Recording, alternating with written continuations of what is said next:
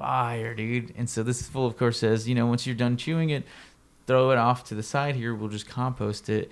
And he's like, just don't swallow them. And as he says that, I go, oh no! I was like, I swallowed it. What happens? Am I gonna shit a cacao? That small boy is drunk. I'm drunk. D-R-U-N-K. There's only one beer left. I drank the vodka. I was intoxicated. I drank all of those days in excess. What'd you drink, dude? White Russian, thanks. Welcome to the Local Drunks Podcast with your hosts, Daniel and Saul.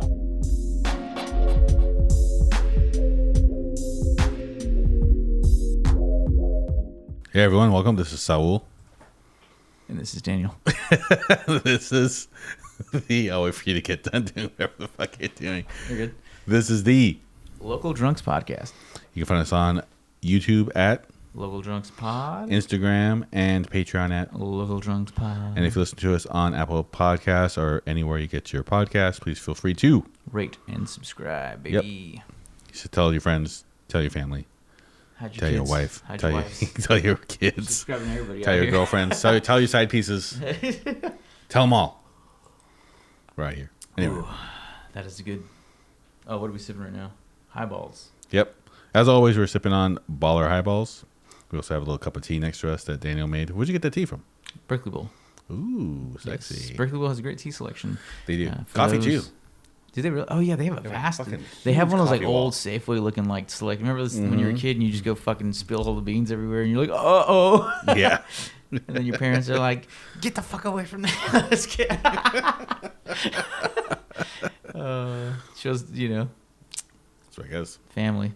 Yeah, even Safeway doesn't even have that selection anymore. I went to one the other day and it was like no coffee. Only bags, bro. Dude, Only I bags. I just learned about coffee because of this trip that I took. Oh, yeah. We'll jump right into it. What have you been up to, man? Oh, well, shit. I mean, since I'm mentioning it, this past week I was in Costa Rica.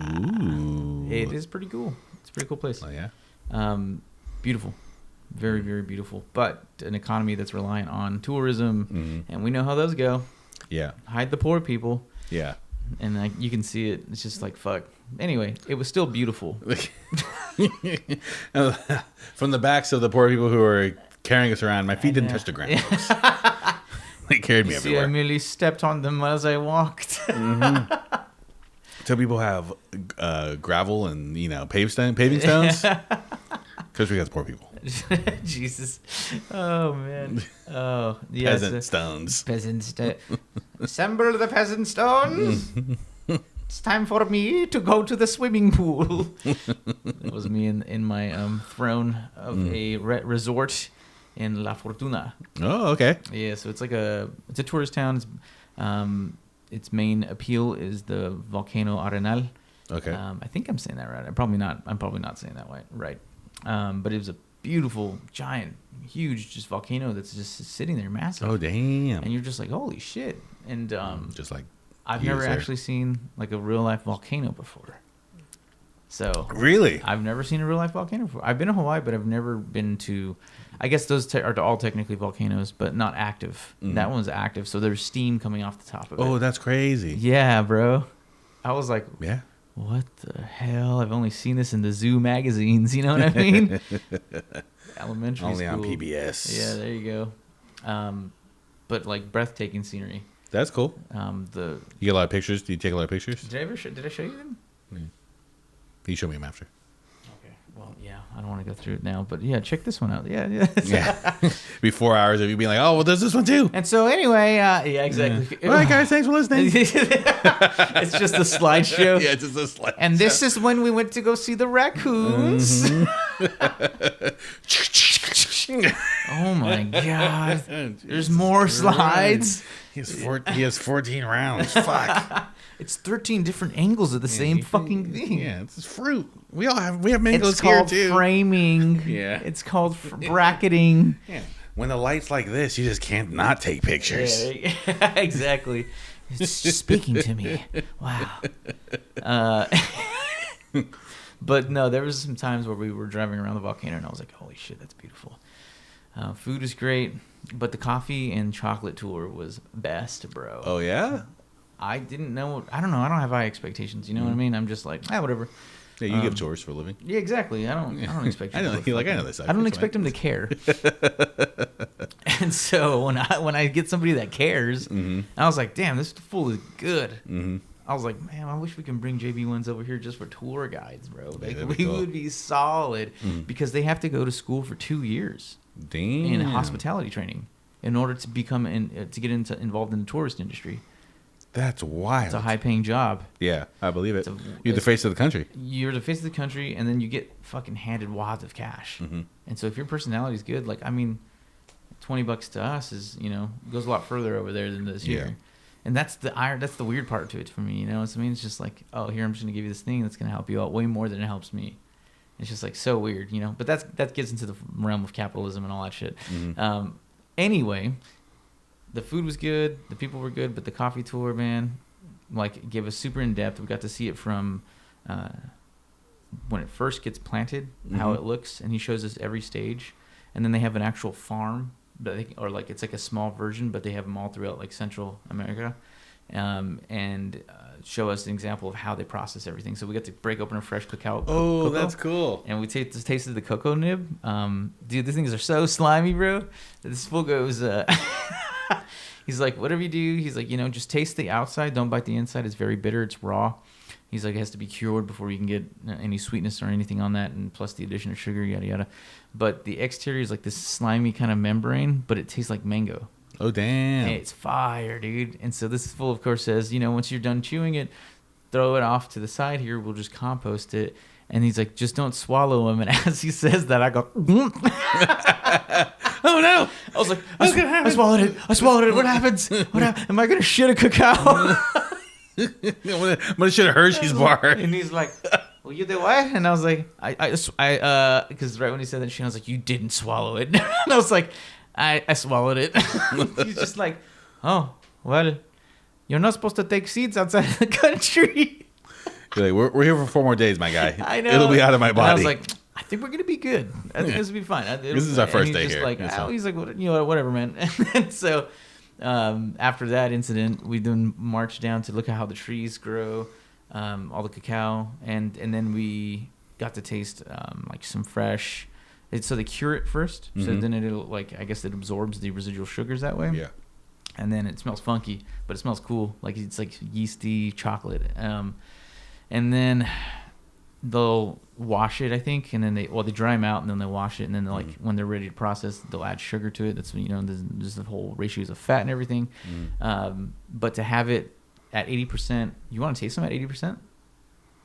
Yeah. But it's good. Okay. Watch it. There's a huge difference here. I don't like dark chocolate. So. Oh, dude, you don't have to open a fresh one. No, it's fine, bro. It's that good.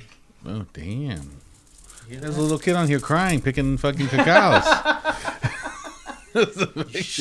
Sorry. That's the secret ingredient. I mean, there's some howler Pain and monkeys. suffering. I mean, there's howler monkeys on there. I mean, That's almost like literally, yeah. There's, yeah, that is. this thing's crazy, dude. This thing sounds scary, bro. Yeah, I bet. They sound like death metal bands. Oh. Ooh. Damn, this whole thing? Take it, bro. I brought a bunch. Oh, damn. So the seeds can't leave, but fucking the bars can. Bar sure can. Oh, it's good. Bro, this is 85% cacao. Mm-hmm. It has acidity. It has tannin. It's so complex. So what happens is, apparently, when companies like Nestle or Cadbury, Uh-huh. when they go to buy beans, they buy everything, which means the shitty beans. Yeah. These are not shitty beans. They have little discard piles that Nestle and everybody else will buy up to make their cacao. And also, the additions to cacao, like in the processing to get to this point, like tempering came from the Swiss. Or was that from? Yeah, tempering came from the Swiss, Okay. and that's how they're able to get it recrystallized to where it stays solid during heat or room temp or in your hands. Oh, damn. It's all about the tempering of the chocolate. And it's a bitch. You ever temper chocolate? No. You know, marble slab. It's great. And you get it runs out. It's confectioners. It's pretty tight. But it's a pain in the ass. Yeah. I can't believe it. But you rearrange it from glass, essentially, to crystal. Now all the chocolate atoms are more stabilized. They're less likely to less prone to melting. Anyway, that's my nerd for the week. That's cool. And then coffee. Same shit. We got to Yeah. go through the bushes. I did not know there was only 2 varietals of coffee. Yeah. That blew my mind. Really? I didn't know that. And then, like, Vietnam makes 70% of the Robust. Yeah, there's Robusto, and then there's Arabica. And then Arabica is the stuff that America drinks and a lot of places drink, but Robusto is what Vietnam primarily makes. It's the sharper, more bitter coffee. Oh. So, yeah. That's why, like, you know, you drink a Vietnamese coffee and they fucking throw sweetened condensed milk into it. Yeah. Because it's a bitter coffee. Oh. But yeah. I thought it was fucking a different root altogether. I thought it was mostly chicory. Yeah. I guess that's French, huh? Yeah. Wow. Well, that's what we should do. We should do a coffee education episode. We should. We could have my buddy Brian on because he manages Coro. Okay. The whole Coro thing. And that dude, his wife actually works for a coffee distributor who only deals with small independent families in like Central America. Yeah. So like Guatemala and stuff like that. So Fucking sick. and back when I ran the coffee company, we'd buy some. I got us to buy some beans off of her, and they're fucking delicious. Yeah. So yeah, we could have him on. He'll fucking I'm down, dude. school us, bro. Let's do it. We'll go Let's do and it. we'll put him in the other side of the closet, or what we like to I'll call open up the door just so we can lean in. the Diddy room. The Diddy room. Welcome to the Grease Party, baby. So yeah, anyway, the coffee and chocolate tour, awesome. I ate at some places. They're called sodas. They're like basically just like cafes. Okay, And then looked at cool views. That was my week. that's cool. How about yours? What'd you do? Well, it's Thanksgiving technically. Right. That's why. One of the reasons I You to get away. We didn't feel like cooking and doing all the things this year. We just like let's just go out. Yeah. Let's go out No, honestly, we would travel more if we could, but we have 2 kids now, so. for sure. But no, mother-in-law came in. I cooked food, classic Thanksgiving spread, turkey, mac and cheese, Fire. fucking yeah, Did a you make 5. it? Did you make the mac and cheese? Yeah, How'd you make it? so it's a Let's hear it. 5 cheese mac and cheese, and there's a secret ingredient. Is it your cum? It is. It's nut hair. No, it's a 6 cheese. So Cheese from under. yeah, so Schmeck. yeah, so it's usually Amantel, Gruyere, a sharp cheddar. Oh, you rich, bro. I get them from Costco. Hell yeah. And then By the brick. By the brick, yeah. And then Gruyere, and then Amantel. I already said that. And then a sharp cheddar, usually. And then I'll use some mild cheddar. Okay. And then also I'll throw in usually... Oh, there's another cheese I use too. It's like shredded. It comes shredded. I can't remember what it is right now. And then, so I heat up cream, heavy whipping cream, throw all the cheese in there, melt it all up. I shred it all up and melt it all up. Bomb. And then throw pretty much a whole stick of butter in it. And then mix it all up. You know, add pepper, add garlic, usually whole cloves. I'll like smash them in there and shit. Yeah. And then, depending on, there's no pasta you really like. You can use any fucking pasta you want. So I usually will grab like shells or something. Okay. And then, because there's gold in their shells. And then, so then heart-stoppingly oh, good. and then also I'll drop some panko crust in there, some panko bread in there. You hitting them some with panko textures? crust, yeah. So texture, yeah. So you get a little bit of that, you know, that crunch, that little bit of that. Oh, yeah. do you do like a full layer of panko? Like you I gotta do. break Well, I through? fold it in and then I pour some on top. Okay. So you get it all throughout. Okay. And then when I throw it on top, I shred Parmesan cheese on it Ah, you son of a bitch. and then do it. That sounds delicious. Yeah, it's pretty good. It's a little decadent. It's a little rich. Yeah, but it's the season. I guess that's an excuse. But delicious, Delicious, I'm yeah. sure. Ooh, that sounds bomb, bro. Yeah, and then I made a turkey with. I sent you that mole, that turkey with the mole on it. Oh, you made that? I think. So I made that. Yeah. No I made a shit. turkey with mole sauce. Damn, that sounds Yeah, it was bomb. hella good. Have you ever had the Salvadorian Thanksgiving? No. Pavo con pan. Okay. Fucking absolutely bonkers. It's essentially that. It's like a chile pavo. Like they just slow cook it with all that chile, and then they put burritos with, which is a bun. It's like a, how do I explain it? Like a Dutch crunch or a French Yeah, it's like a French roll, but like pinched edges. Yeah, but yeah. And a different flavor profile, which makes it superior in my opinion. Yeah. Soft, little sweetness, chewy. Mm-hmm. Yeah. And if you've ever had like tortas, that's like the traditional torta. Like this is very similar. Yeah, those are bread. Awesome. Then what was I even saying? I don't even remember. Pavo con pan. Pavo con pan. Yeah, Salvadorian version of it, and the olives and watercress. Okay. Delicious. That sounds good. It sounds good. It's pretty good. I was thinking about Shit. making it one of these days. You should do it. We'll do it. We'll do it. Just come over and fucking use my kitchen, bro. It's bigger. Oh, you Fucking mean hang you out. have an actual kitchen? Yeah. Yeah, we have an actual kitchen. Yeah, come over and fucking hang out I'm down, dude. all day. I'm hella down. But yeah, so we did that, and then desserts. We just picked up desserts from Costco, and then we do this thing where we'll invite people over if they can't go home for Thanksgiving or this and this and that. Cool. So like last year, we had some of my wife's college friends over. No way. And then like the year before that, we had some of my coworkers over, stuff like that. So like That's cool. something we do. So like, hey, if you can't make it home or if you don't have anywhere to go, just come over and we make a shit ton of food anyway. Damn. And so this year, one of her coworkers came over. She was Pakistani, I believe. Mm-hmm. And she's Muslim. She's from Pakistan, so she like never celebrated Thanksgiving. For sure. So she came and she's like, so what's it like? You know, and you're like, oh, cool, you have to figure it out. So that but she's also halal, and I'd already bought the turkey before I found out, or else I would have tried to go find a halal turkey. Yeah, for sure. So I made her salmon. So I made salmon sick. for her. For sure. So For sure. she was like, yeah, either halal meat or like fish. And I was like, should she eat salmon? And my wife's like, yeah, she says she eats salmon. So like, cool, like I'll just go get it. So I roasted salmon for her. That's cool. She had that for her. But yeah, man. And then as far as places I went, you know, not as exotic and nice as Costa Rica, but Yeah. but went to the pizza quest continues. Went to this place called Mission Pizza and Pub. Where was that at? In Fremont. Okay. It's in I think it's like the Mission area. It's off Mission Boulevard or something. Okay. Fremont was how? In Fremont, yeah. And Fremont seems like a very large place to me. Fremont, it's weird because it's kind of wide.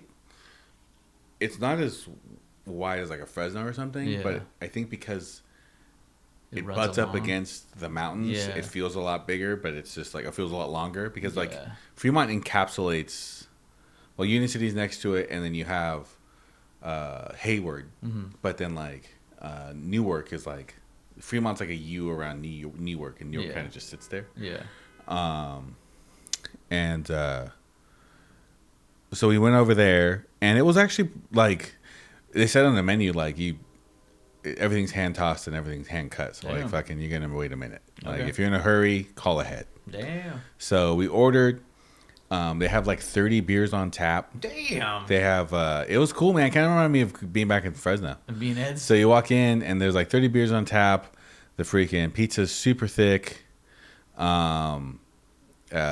Super thick cuts of like pepperoni and sausage and bell peppers and shit. And then and they have all these beer cans like all on the walls and beer bottles all over the walls and shit. So it's kind of cool. And we took our son. Our daughter was out of town, I think, with my mother. Okay. So we just took our son. We had just a day with him, and he was just chilling. And he's super fucking easy. So like he just hangs That's out. tight, dude. And yeah, so we just had a couple beers. They had Old Speckled Hen on Nitro, and I fucking drank one of those. And my wife got Nice. an IPA, and then ate some pizza, and then just like fucking hung out. It was like we were there for like 2 hours. It took us like an Nice. hour to get our food, and then there's just it seemed like a neighborhood style place. So it's definitely one of those places we might go back. Nice. And then Become regulars. become regulars, maybe. And then I went to this bar. I forgot the beer today. I'll have to bring it back by next week. Yeah. But next time. But it's going to be called Match Point Brewing in Albany. Nice. They're attached to 310 Eatery. Okay. Right across the street from the Club Mallard. Oh, nice. I like that place. And they are focused on Asian flavors. Ooh. So they have like a jasmine rice lager. What? They have like this Vietnamese coffee like lager. They have a bunch of shit. They have like this tea, like green tea. Nice. I think, and then they have like a passion fruit mango, and like all these other things. So like they focus on Asian flavors. We showed up and they were like empty, and I'm like, hey, how's it been? He was like, it's been kind of difficult. Because no one, like, we've been open since May and no one knows we're here. Damn. And he's like, some days we get really busy and like people start showing because they have a bunch of board games and shit you can play. So they showed up and started playing board games. Yeah. But definitely, it's on San Pablo, north of Solano, and they're on the east side of the street. So if you guys are in the area and you want a good beer, swing by and grab a beer. They also sell 4-packs to go. So I bought a 4-pack to go. And then I was going to bring one so we could split it, but just fucking forgot it, man. Damn. But yeah, it's a cool little spot. What you been watching or reading or whatever, man?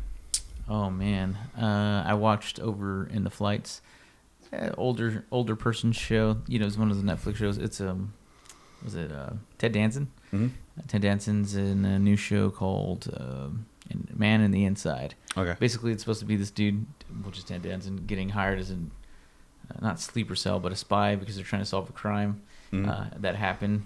"Quote unquote," that happened in the old folks' home, but she couldn't do the investigation on her own, so she recruited some old guy to go in there, and try to figure things out. And then he ends up just like falling in love with the community of people because he was like an outsider and a lonely person, and it's showing like, hey, you know, these places aren't that bad, which is perfect timing since all the boomers are starting to retire, so they can start watching this shit and be like, get ready, old man. Yeah, we should all go hang get out ready. These things. Yeah, I'll put that on for my dad and be like, hey, Dad, you should check this show out. Hey, look at this, Dad. He'd be like, I'm fucking 60.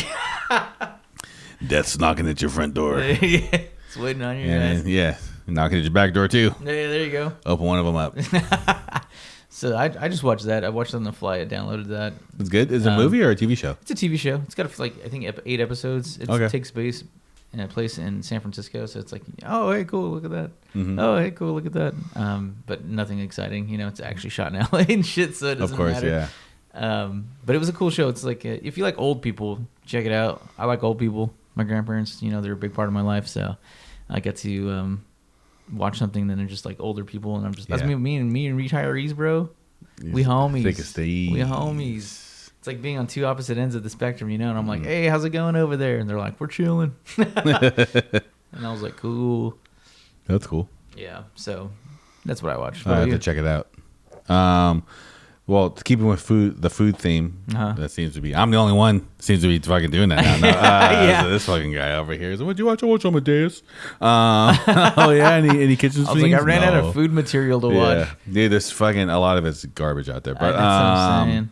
But yeah, I watched a bunch of Christmas restaurant rom-coms. Oh god. In the vein of Hallmark. What? Yeah. Oh, like somebody's running a restaurant back home. Yeah, they're trying to make a restaurant. Or they have an idea for a restaurant, or they trying to make a restaurant work, and like, you know, some stranger shows up. Hot right now, huh? But Cooking Up Christmas was one of them, and it started this lady named. I'll just read. I wrote a little synopsis of each one.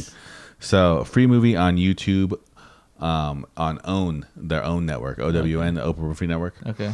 Chloe is an uppity restaurant chef that is fired for doing her own thing. She becomes a personal chef for the family of a once great but now aged out pitcher for Atlanta.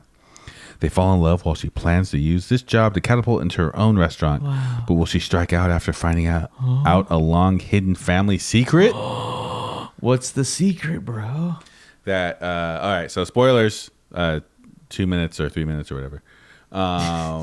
So it turns out her dad was her brother the whole time? It turns out her cousin was her uncle. No, so it ends up turning out that the dude whose family she cooks for, his trainer that helped coach him all through high school and up, was his actual father.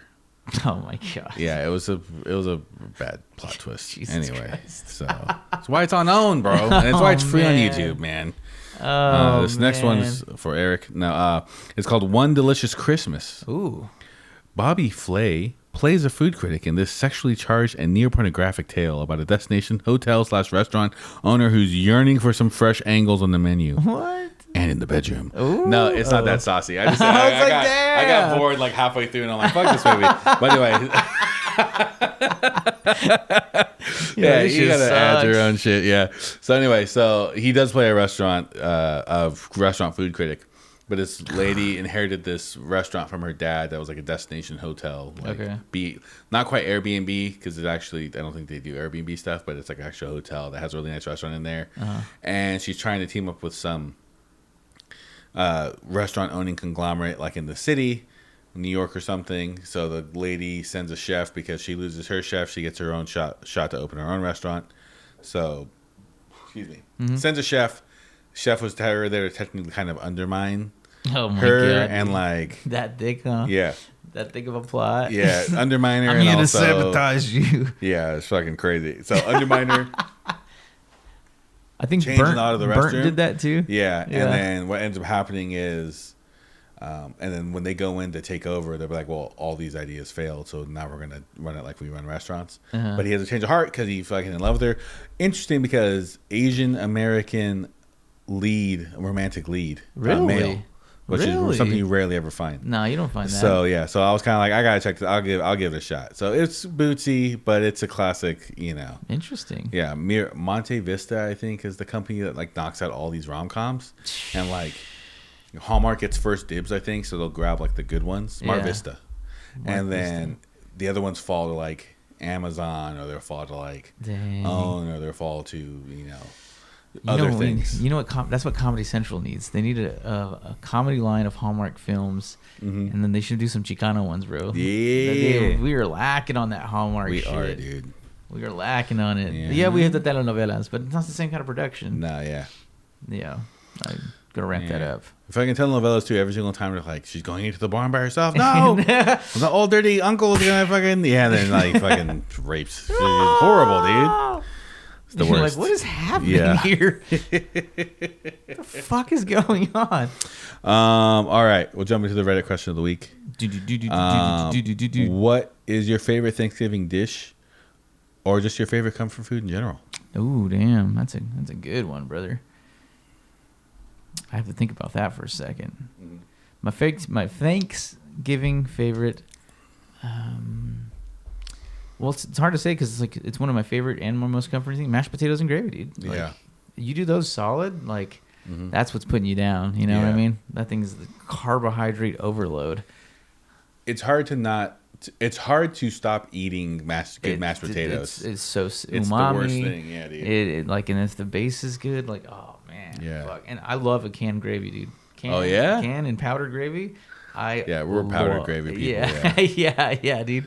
I got the powder, bro. Ain't nobody in my house know how to make that shit. Oh, that's not true. My grandma, the white one, she knew how to make some good Southern food. She would make pan gravy and stuff like that. But yeah, the Mexican one, hell no. Everything was cooked to a crisp, bro. Oh yeah, cooked to it. In hindsight, I mean, I understand why refrigeration didn't exist in her day, and so she would just sear the shit out of everything to make sure it was cooked through and through.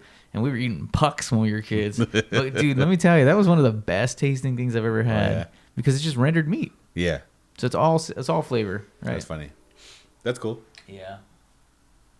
Yeah. That sounds good though. It does sound good. The mashed potatoes is up there for me. I asked this question to Eric and Maya, and they both said, like, they didn't even say foods. They're like, oh, gravy and cranberry sauce. They both said it. These fools are both drinking gravy and cranberry sauce? Yeah, pretty much. One in each hand. I understand the cranberry, especially because, like, you only would do that in that kind of context. Yeah. But also, I don't do that. I mean, I did it this year. I can't say anything about it. It's good to have a sweet contrast to things, especially all the savory qualities. But, yeah, that's depending on how you do it as a family. But I guess I could see that. But I was gonna say stuffing for a second, but I really only like, we do a drier stuffing. It's like it's not as wet and it's not as mushy. Yeah. So and then we like to crisp it up a little bit. Like a bread salad, like a panzanella. Yeah, panzanella. Yeah. Yeah, a little bit more like that. Yeah. And then at least texture wise. Okay.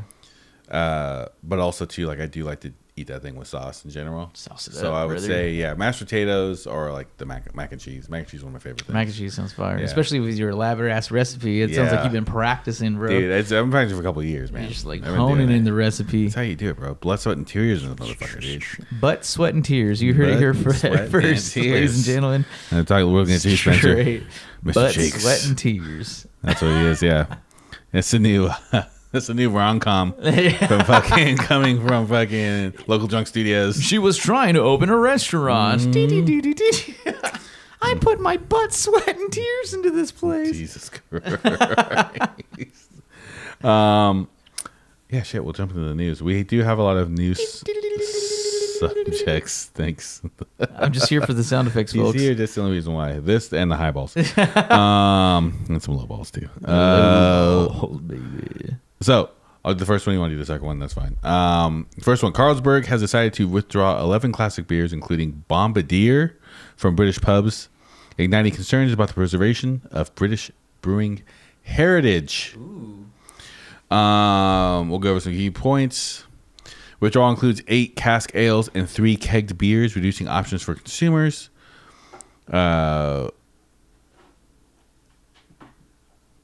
CNBC, the Carlsberg Marston's Brewing Company. Marston's, I think, is out of Canada, right?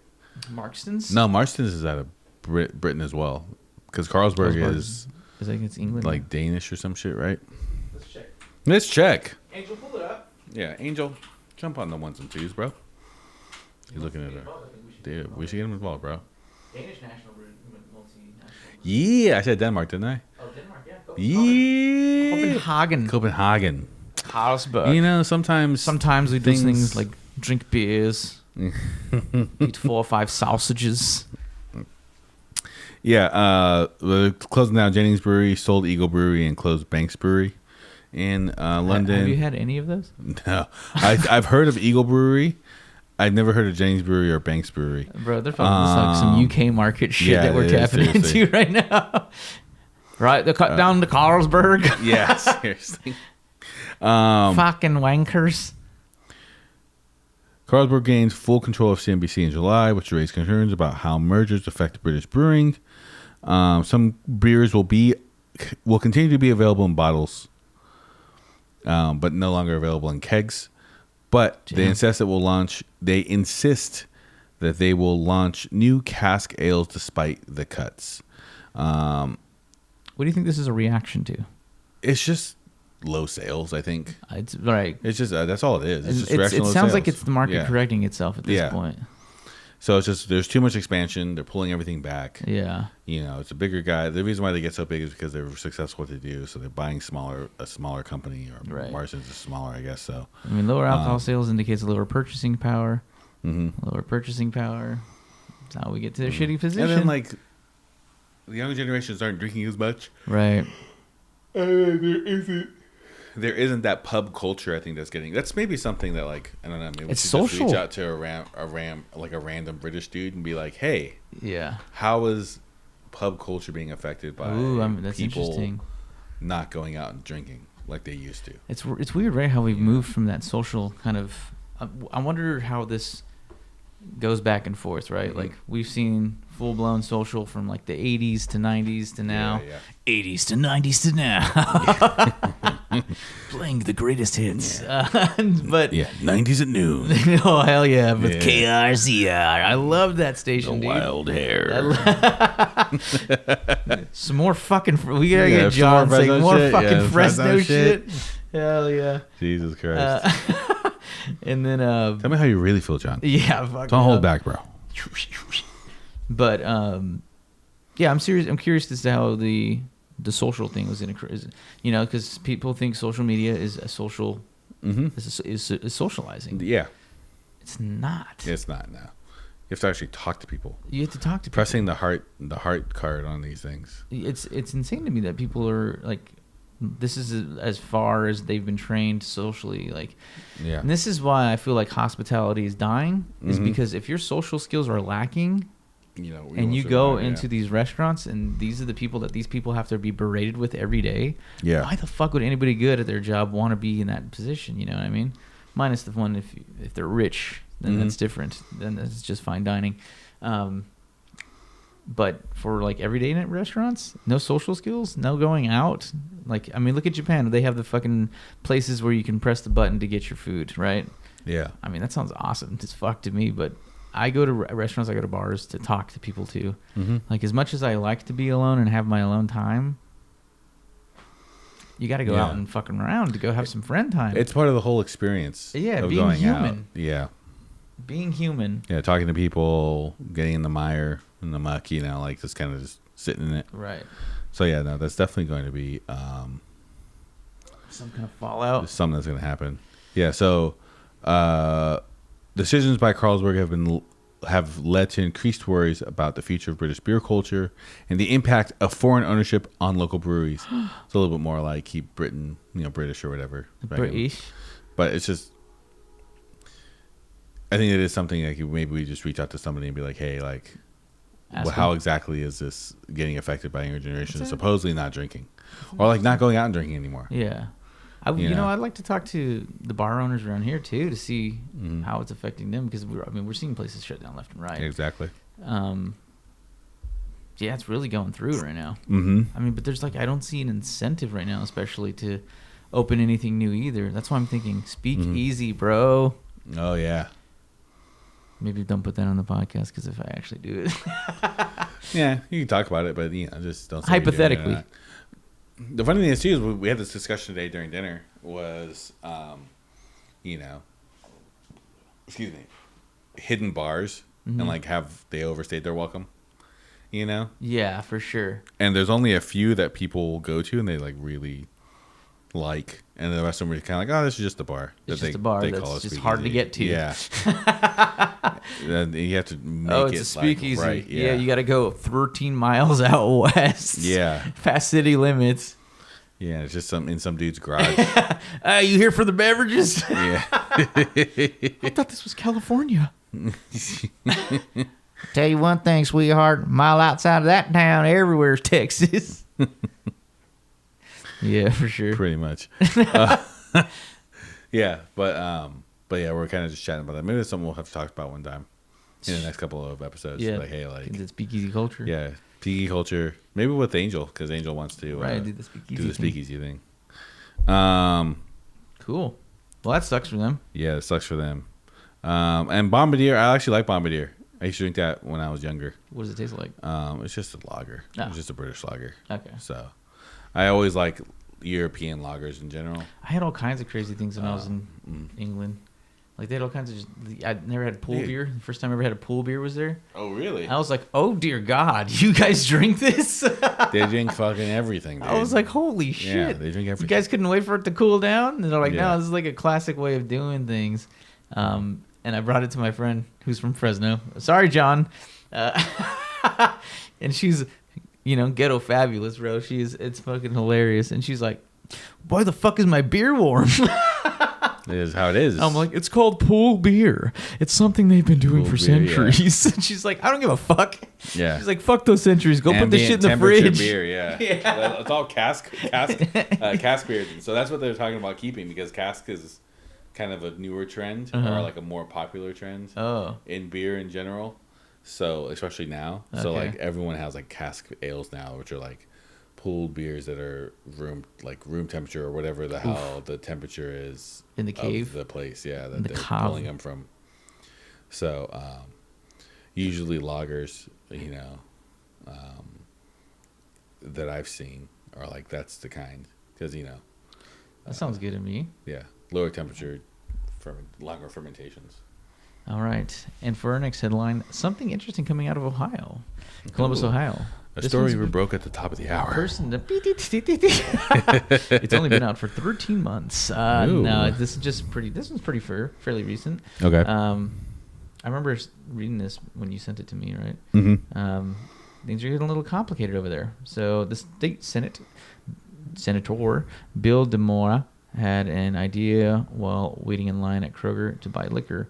Rare bourbons like Elmer T. Lee and Blanton's specialty releases were available, but often bought by flippers for resale at high prices. So ordinary Ohioans were struggling to buy these for personal use.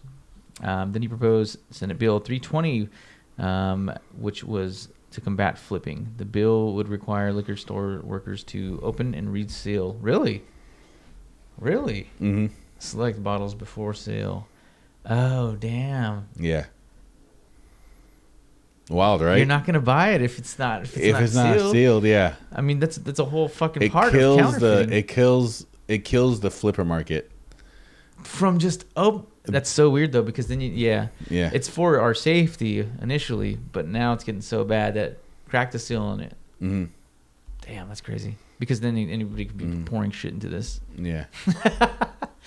That's what it was an indicator for. But if it's things like Blanton's, the things that you know that are going to go for the aftermarket, brilliant. So not all bottles will be affected. Only a certain allocation for that for certain bourbon releases. The goal is to dissuade customers from overpaying for open bottles. Yes, I'm down with that, dude. Bourbon market dynamics. Demand for bourbon has increased significantly in the last 20 years. Did it decrease in the Japanese whiskey then as well? Because of that. Yeah. Okay. American whiskey distiller revenue has grown from 1.3 to 5.3. Good God. Notable scarcity exists in the market, leading to It's long billions. lines. That's so much money. Not as much as healthcare, though. Mm-hmm. Critics like Liz Pernat predict that the law may frustrate consumers. Opening bottles could complicate gifting high-end bourbon.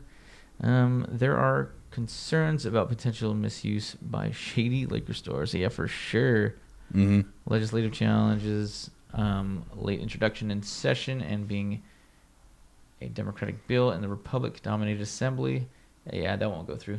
They put all their friends in. Yeah. He plans to reintroduce the measure next session, including measures to aid consumers in acquiring limited release liquors.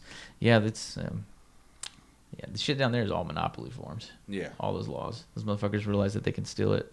And then it's funny that they're all outlaws initially. You could? Yeah, I got some in my eye. So, future proposals. Additional proposals may include allowing the state to buy display cases that unlock randomly and requiring customer paperwork when purchasing allocated bottles. Damn. DeMora formed a bipartisan bourbon caucus for lawmakers to enjoy bourbon together. Just so they can get drunk. That's something. Yeah, exactly. Yeah. Come on, boys. The cabinet's open. Let's go. I don't know how I feel about I don't like the second tier whiskey market. I don't like the flipping market just because I come from the camp of everything should be drank by everybody all the time. Right. And alcohol is to be shared and all this other stuff. Right. And yeah, it's great to save some bottles for special occasions or whatever. For sure. So you have someone over. For sure. But then you get shit like this. Then you get stuff where people are just, you have to allocate and you have to queue up and you have to do all these things. And people who really want to try something sometimes just aren't Priced able to out, try anything because yeah. it's priced out. And then you go to the secondary market, you need to buy from flippers, and the shit's And it keeps promoting it. and it's one of those things that it's just shitty. Yeah. So I understand why they'd be doing this. Would it ever work? I don't know. I think if some dude was like, hey, I'm going to buy this $250 bottle of Martell cognac or something, right? Or a really expensive bourbon. Yeah. And then it gets opened, they'll be like, well, it starts oxidizing it from the point of opening. So they have to figure out a way to either argon it or do something with it to where it's going to stay fresh for longer. Especially if he's like, well, I was buying this to have my honeymoon in a year. Bottle sitting on those shelves for fucking years. That thing's gonna be empty. Fuck it up, yeah. I feel like maybe if you go in, you have to put down partial payment. They crack it in front of you, and then give it to you. Yeah, maybe. I don't know. Interesting though. We'll see what happens. We'll keep an eye out. Interesting one. That's wild though. That's good though. That's crazy. Yeah. Ohio, bro. Interesting proposal. At least this guy is thinking about new ways of combating it. Yeah, exactly. As opposed to just not saying anything and let them take over the market and completely run rampant, whatever fucking prices they want. Yeah. Shit is out of control, dude. Yeah, Whiskey's for drinking, you fucking idiots. Yeah, not just sitting on. And then you give a bunch of techies with no social skills, engineers with no social skills, a bunch of money, then they just start acquiring wealth and hoarding it. Fight the power. Yeah. Fight the power. And that's my political speech. I'm tired of this shit. I'm sick of this shit. Prices are too damn high. Next news story: Yellow Moto Pizzeria at 702 Valencia Street in San Francisco is closing. Oh no! I've never been. Have you been? I have had pizza from there once before because I was a regional manager at a company that had a restaurant like in the middle of the block. Both the blocks are long. The blocks are a little long. But they're originally Flour and Water, and then they took over in 2022, and opened up Yellow Moto Pizza. Did a whole like thing to where they were like they painted everything and they redid everything. You know, everything's yellow with white and black checkers. Nice. But December 7th is the closing date, so they're closed by the time this gets released. Damn. And the reason why is because the owner David White cites significant financial losses. He says he's averaging about $5,000 a week in losses this year. Damn. And revenue is down 50% compared to 2022. Viable pizza price would need to be $40 a pizza, and he says he can't do that because I think he's charging like 22 to 26. Damn. Because he said if you moved it up to 40, no one would buy pizza. No, So he'd be even in a worse The whole point of having pizza is for it being an affordable thing. I mean, it's literally bread, sauce, cheese. Mm-hmm. It's like a super low maintenance source of energy. Yeah. He said some of the things, not him, but like they're saying some of the reasons why they closed was due to, and it's not the only restaurant on the strip that's closed. Weeby Sushi closed as well. Weeby Sushi. Decline in foot traffic, he says, linked to the pandemic, remote work, people not going out anymore, people not wanting to go out anymore. They're used to being home all the time. Yeah. And then also traffic changes because they just built those. We talked about it, I think, last episode. We did. Before. It drew somebody else out of business, right? Yeah, where they put a really big bike lane in the middle. Yeah. And it's just up all that shit. Messed up parking and all these other things. So, also, he said that they mentioned a decline in neighborhood cleanliness affecting foot traffic. So it's just a lot more. The streets are a little bit more dirty, so people just aren't walking around as much, just because Pushing that's just them out. sitting around. Yeah, Pushing them out. That's what happens when you scatter them. You know. Yeah, exactly. You've given these people no place to live. Mm-hmm. They're gonna run around. Yeah, They're trying to survive, bro. People out here trying to live. Make it out of these streets. It's hard out here for people. Yeah, seriously.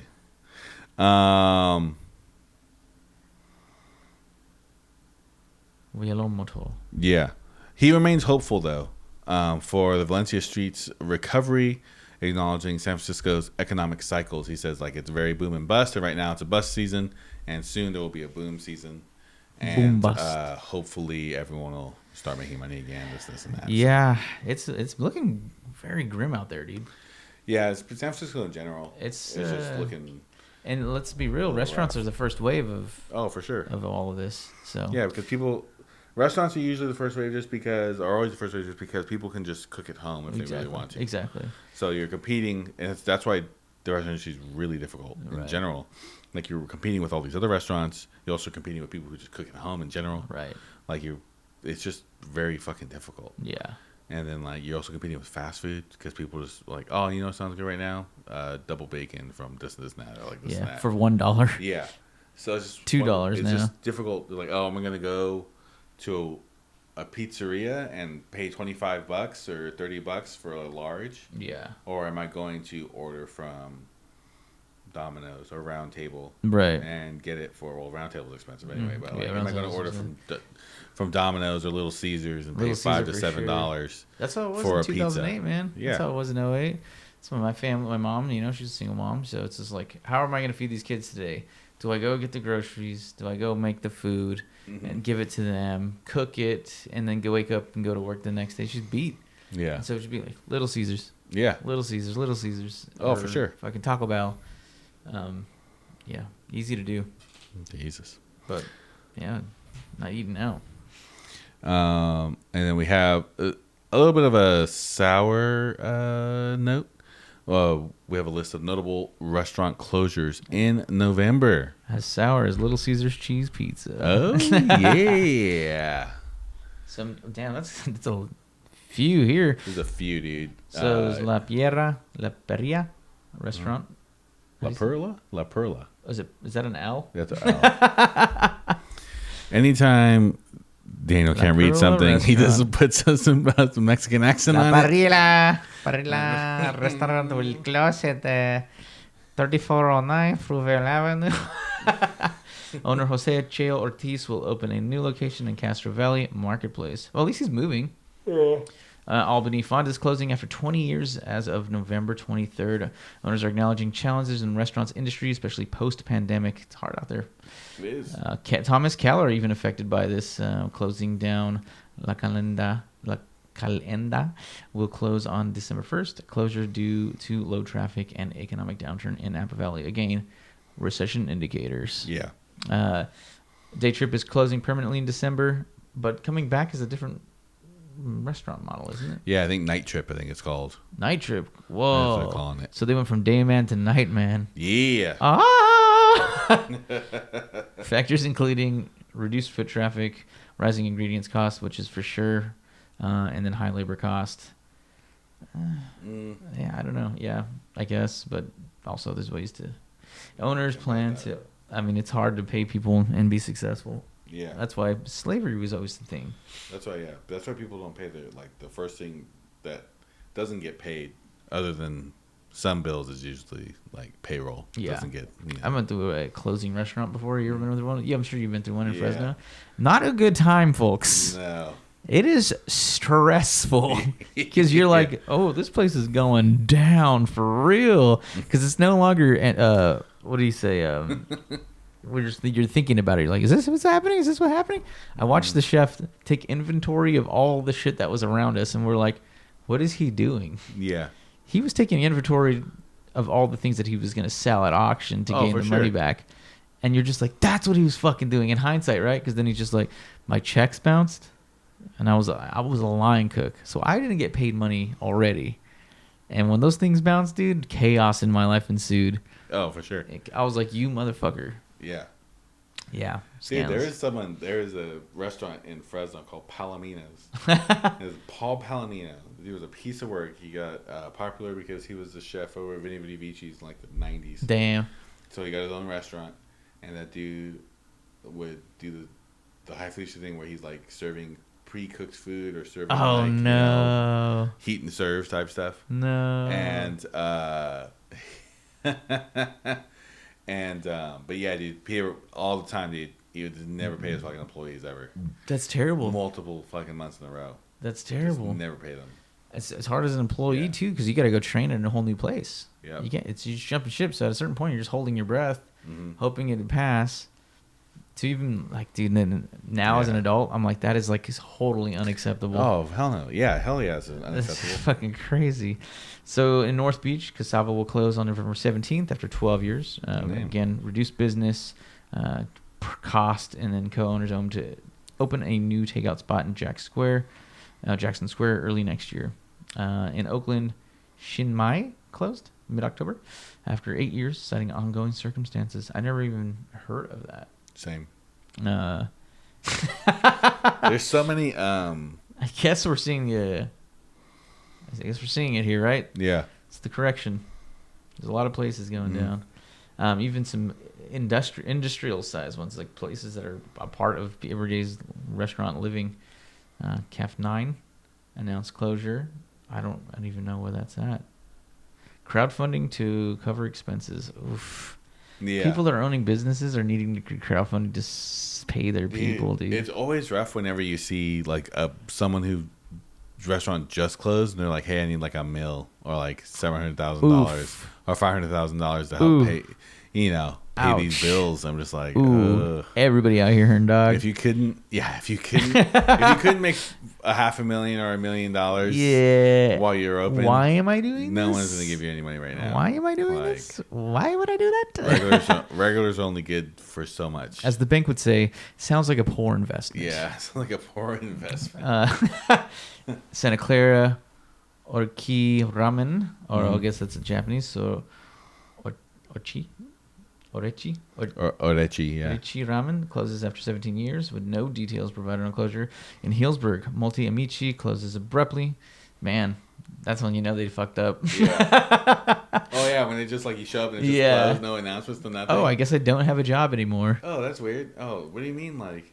Oh, and then the freaking owners of the buildings go through to fucking story time. Okay, Oh no! So I was like, this is sounding very specific.